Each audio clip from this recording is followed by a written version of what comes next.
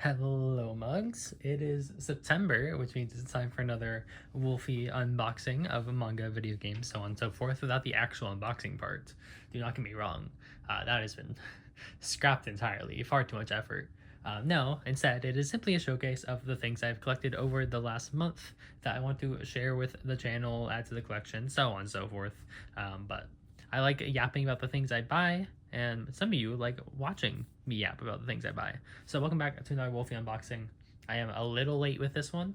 Not too much. It's like September 3rd or something. I don't know. Dates are hard to remember, and I can't check. My phone is recording at the moment. It is also low battery, so I'm hoping this video does not get like cut because my phone informs me that it's low battery, and then I have to do editing and all that fun stuff. It's fine. Don't worry about it, really. Point is, we have manga here to look at, we have some light novels to look at, and we have some games to look at. It's a big selection tonight, this month even. So how about we just jump into it? We have manga first. Side note, not everything I bought here this month is here because one thing's missing. As the games go, the Slay the Princess Pristine Cut Collector Edition was actually unboxed in a separate video on the channel. So if you're interested in seeing that unboxing, feel free to check it out. It shouldn't be that far down on the video list. Probably just 2 to 3 videos or something like that. But very cool unboxing. I really like the stuff in that set. So if you like Slay the Princess or you're just curious what's in the collector edition of it, go check out that video because I'm not going to be presenting it here. Rather, we're going to jump right into what I do have, which is manga. And first off, we have the final piece of a puzzle with Cat Plus Gamer Volume 8 with our little cats on our Amazon box, and we got some games down here. Monster Hunter Wilds, perhaps. I can't see what the others are exactly, but we got the final volume of Cat Plus Gamer. Aren't they so cute? I was in a bookstore like a couple days ago and realized that Nadatani has a different cat-based manga that is out now. I can't remember the name of it exactly, but it is another Cats Plus something or something plus cat, something along those lines. And I was like, oh, there's another one. So I might end up picking it up. We'll see. I didn't at the time, but now that I've reminded myself of it, I might. Also, when I see cats in Amazon boxes like this, I just think of Sunny Boy with that one character whose entire ability was like a cat Amazon. That was peak. I love that character. I cannot think of her name at all, but I can envision her and her cat companions delivering boxes. Anyway, that's Cat Plus Gamer Volume 8. And next we have a completed series that is not yet complete on my shelf, Oshinoko Volume 11. I think we're getting there. I think 16 volumes of Oshinoko, something around there. I know it's less than 20. I just don't remember the exact number. I think it's even though. I could just be lying about that entirely though. Kana's on the cover. We love Kana. Kana is best girl. I don't want to hear anything else. This is the second time Kana's been on the cover. I'm just like glancing over at my shelf right now to see the spines. I can't see the covers, but I assume the spines will more or less tell me considering it does it here. But Oshinoko Volume 11, I'm about to sneeze. I did not sneeze. That is coming very slowly, short but surely to its finale. You might remember, I think last time, maybe the time before, we got the Oshinoko prequel light novel. So still waiting to see if there's going to be more of that. I still don't know what the issue is or what the plan is with that one, because there is a 1 on the side of the volume, but as far as I was concerned, it was a single volume, so I have no idea. I have not a clue. However, next we have Please Go Home, Miss Akutsu, Volume 9. The fun story, once again, I have to cover some of this volume art.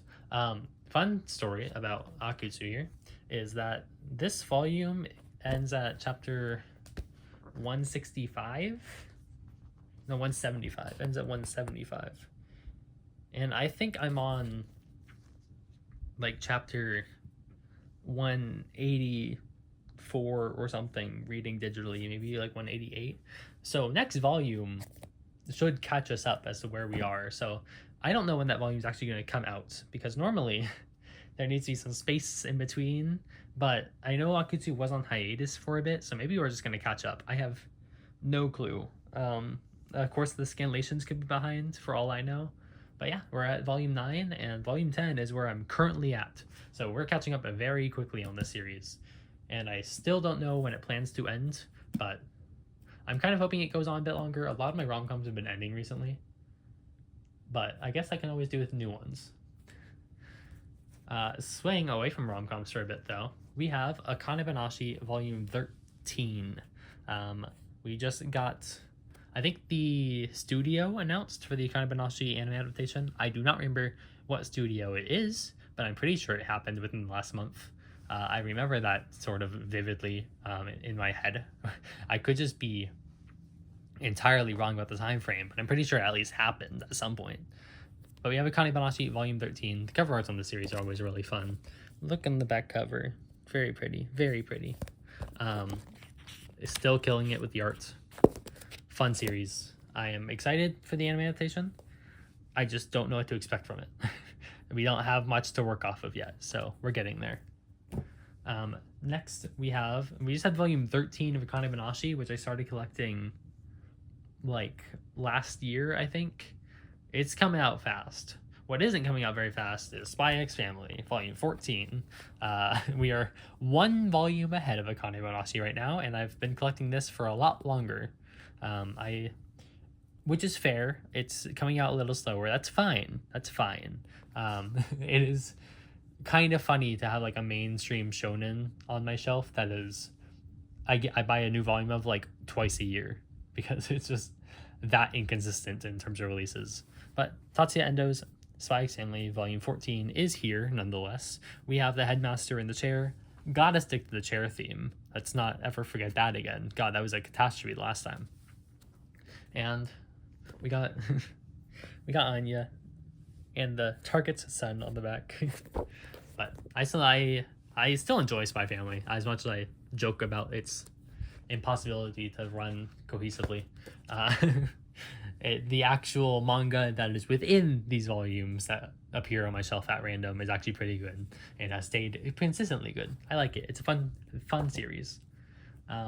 Speaking of fun series and Shonen Jump, we have Yuri Dragon Volume 2. Look how I like this cover art a lot. I had this book like displayed on my shelf, so it's sort of coming open there, but it should settle down once I like press it close with another book, put it on my shelf, lock it in between some others to kind of crush it. You know how it is. But Yuri Dragon Volume 2 is here. This came out pretty soon after the last one.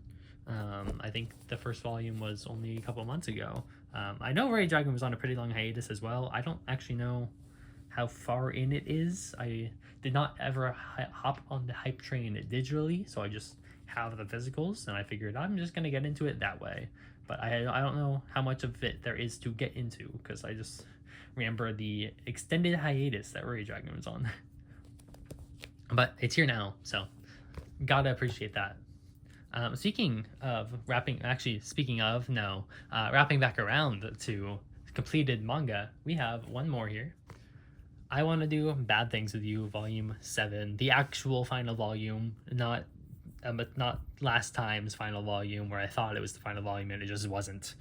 This is the actual one. Once again, on the topic of my rom-coms ending, here we go. But we got a very cute cover art with the soccer petals falling down, carrying in the arms. This whole series has just really cute art in general, to be fair. Look at that. Look at her. And it's stuck with that all the way through. The content within may not be for everyone's liking, but I think it's cute. Of course, I'm just a sucker for rom-coms, so, sue me. Speaking of things I'm a sucker for, silly things I'm very into, we have the second published, at least in North America, I don't know how it is in Japan necessarily, but the second published Hololive manga with Hollow Earth Chronicles Side E, Yamato Fantasia Volume 1. This focuses on Is there anyone else? No. Okay.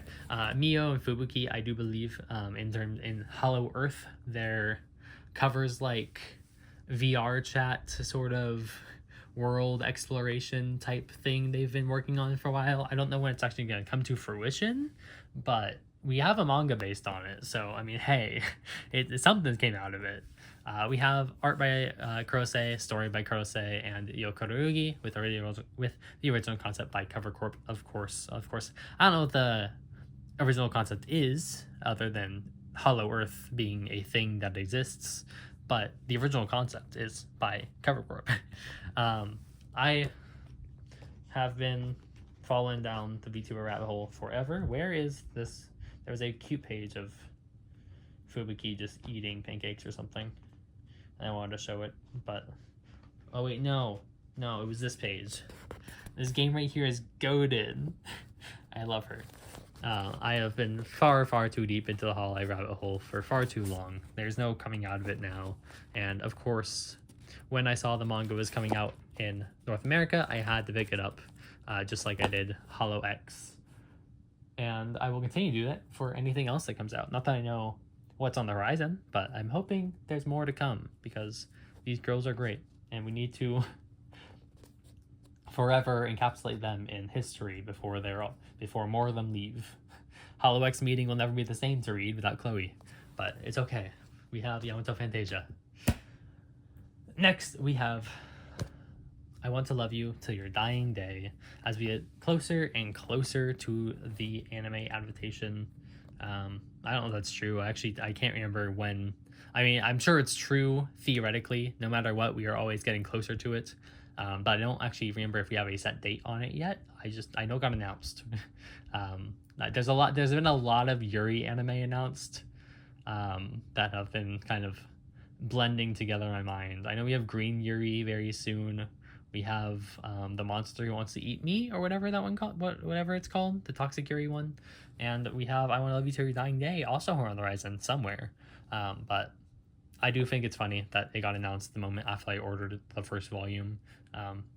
Someone in Mugcord said that it was because of me that it got announced. So if you're a fan of this series, you're welcome. Next, we have, though, speaking of anime adaptations, Volume 4, again, of Playing Death Games to Put Food on the Table. The trailer for this one just came out. Not just came out, maybe 2 weeks ago-ish. And I am very excited. It looks really good so far. This is just a very fascinating concept to me in general. I love death games. Everyone in my core knows I love death game anime. But I'm very excited for the adaptation. It looks the animation itself looks really good, but the environment and like the sound design so far in the trailer is magnificent. There is so much like eerie calmness, and it's very quiet. Reminds me sort of the directing of Days with My Stepsister, which I loved the way that was put together. And if it's anything like this, I'm sure it's going to be a peak experience. But I'm excited to see this brought to life. I'm excited to see Yuki on the big screen. And that's it for seasonal. Seasonal? No, that's not the right word. Not for manga. That's it for the monthly pickups of manga. However, it's not the end of what I have, because there is a couple things, just one or two things that I picked up outside of the usual purchasing. However, technically, one of them was an order from this month because it came out this month. I just did not put it on the actual order. I just picked it up at a bookstore at random because I saw it. So yes and no. It's technically part of the monthly haul, but it's more just an additional piece, I suppose. Anyway, we have Volume 1 of Witches Can't Be Collared. This came out this month, as I just said, but I did see it while I was like scrolling through the new releases, seeing if there's anything else I wanted to add to the order, and I skipped out on it at first, but I saw it when book shopping and thought, you know what, quite a few of my light novels have been ending recently, or are close to their finale, and I could always use more on my shelf. It's definitely it's definitely better for me to be reading words for what it's worth. But this one fascinated me. The entire concept is a witch hunter who uses witches in order to catch those. It takes a killer to catch a killer. You take some deranged criminal witches, take them out of prison, pair them with a detective, and use them to hunt down other dangerous criminals. There is a poster in here. If you want to see the cast, we have the main boy there, and then we've got all our witches, I suppose. Big cast, we have the other side of the poster as well. Witches can't be collared. Welcome to the 6th precinct. Let the investigation begin. Obviously, the art on this one caught my eye. Who is the artist on this? Wada. I couldn't immediately tell you what else they've done, but I loved the cover art. And the idea itself caught my attention, so I was like, you know what? Sure, let's pick it up, put it on the shelf. If I end up liking it, fantastic. If not, oh well, I can always find a better home later. But I have a feeling I'll get into this one. Just a thought. And for the last manga pickup of the month, we have Convenient Semi-Friend Volume 1. Now, I do read this online. However, I did not realize it was getting a physical release in North America until a month late. I think this came out in July, so I just missed it for that haul. But I was reading through the online releases and realized there's official uploads and was like, wait, official? So I looked it up, and wouldn't you know it, there is releases. So I grabbed the first one while I was out and about. Luckily, it was on the shelf in the bookstore, so I was able to nab it. I actually thought it wasn't there at first because the Barnes & Noble I was at had the like LGBT manga like split apart from the rest of it. So I didn't see it until I turned around and saw that shelf, and thankfully it was right there in the new release section. So we were able to grab it. I will say there is a small little tidbit of information that kind of confuses me with this release, and it's completely self-inflicted because I read scanlations, which means everything I'm about to say works off the assumption that the scanlation is the correct translation, even though it is not an official release at all. It is purely, translated by fans. And it's the fact that this manga is called Convenient Semi-Friend. The concept is that she forms a friends with benefits connection with her roommate, but she doesn't know what friends with benefits means. She just thinks, actually, hold on. It's explained very early on. Hold on. Where is it? It's explained pretty early on what she thinks it means. Yeah. Do you know what that means? It's when you touch each other because you're craving the warmth of another. Anyway, it basically just she just thinks it means having like physical, like being physically affectionate with someone else, because you crave physical affection. It's a cute series. I really love the dynamic between the two. Chigusa Minori has beautiful art. But the issue I have with this specific release is that in the scanlations, semi-friend is translated as Sephir, which is supposed to be a play on like semi-friend and sex friend, because Sephir can be sex or semi, and then Fyr friend. So it's a play where when one character says the thing, they mean something else, but when our main character says it, she means semi-friend. She thinks she's a friend to the other girl, but isn't actually, a complete friend. She's only there for physical affection. And it works that way because it's a pun, sort of. It's a play on the word. This just translates it as... Hold on, let me see. This just translated as FWB, Friends with Benefits, which I haven't read through this volume.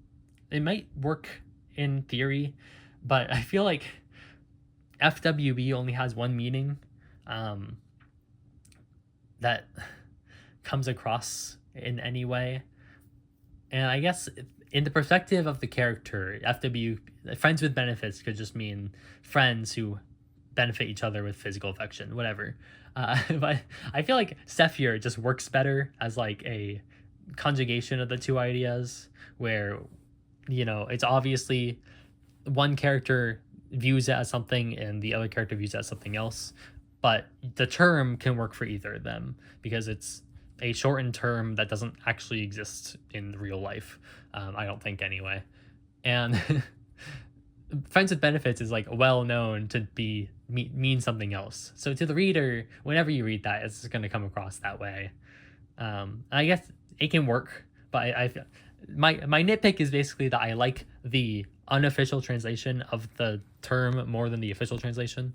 I also don't like that they shorten it to FWB the whole time instead of just typing out friends with benefits. But also space in the speech bubbles, I get it. It's a 4 comma. We only have so much room. But it is slightly weird to me. Maybe it is just because I'm used to a different translation. But you know what it is. If you guys like Yuri, you can check out the Yuri panels as I swing across here. But I am trying to be careful. There is some slightly less safe for work scenes in here, as you can see from parental advisory and what I just explained. So if I try to show the back, I have to cover this panel. But very cute. You can see the art is kind of passionate about. I like Chigusa Minori's art very much. And that is definitely what sold me on this, but I've been very attached to the characters in the story so far too. So had to pick up the physical. Just a minor nitpick that I talked about for way too long, my bad. Anyway, that, my friends, is it for the manga side of things. Let me move these in a different format there. Try to get everything situated so that we can do a big showcase. There we go. We got all the books. It's kind of a bigger stack than usual this time, to be fair. This month's haul will not be this big. There is much less going on this month, which is fine. November, God, I hope not. September is pretty slow, all things considered, for manga releases. Viz normally does the even months of the year, so we're in a little bit of a dead zone, but it's okay. It just means a holiday period will be fun. Now, with manga out of the way, and for everyone who's just here for the manga, thanks for watching. For everyone who is here to stay for the games, let's jump into those, shall we? First thing from this month was Lost Records Bloom and Rage on the PS5. This is a very nice cover art. However, it is kind of why can't I think of the reflective? It is reflective, so it's hard to get it on camera. I tried taking a photo of this when I first got it, and it was one of the hardest things I've ever done. But Lost Records Bloom and Rage is here physically. I think the print for this game was not very big because it took a while to even get my hands on this, even though I pre-ordered it. So I have no idea what happened necessarily, but definitely took a bit to get, which hasn't been a problem recently.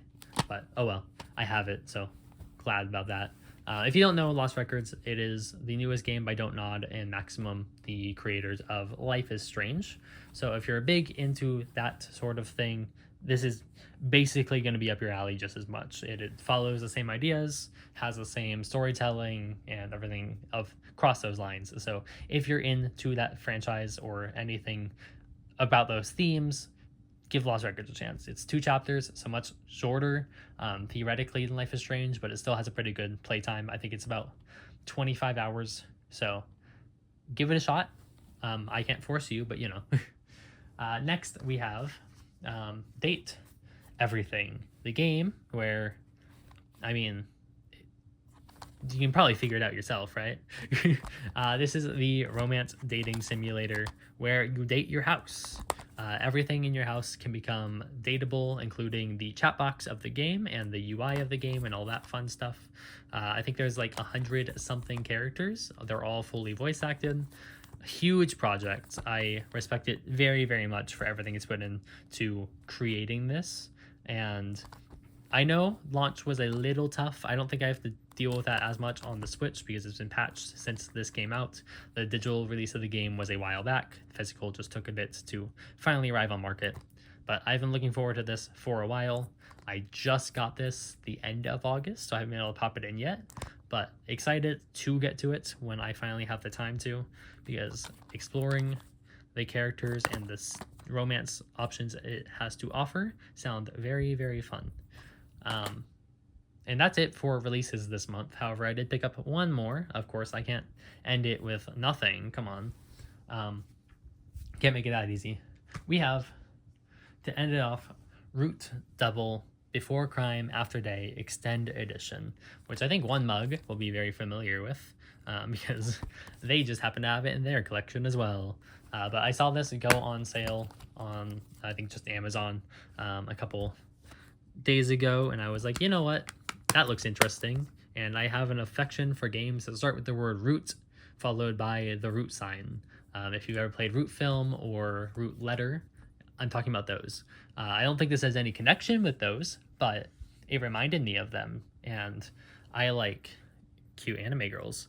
So visual novel with a mystery highlight on it. Of course, I'm going to pick it up. I'm going to give it a go. Don't know when I'll get to it, but I'm going to get to it at some point, I hope.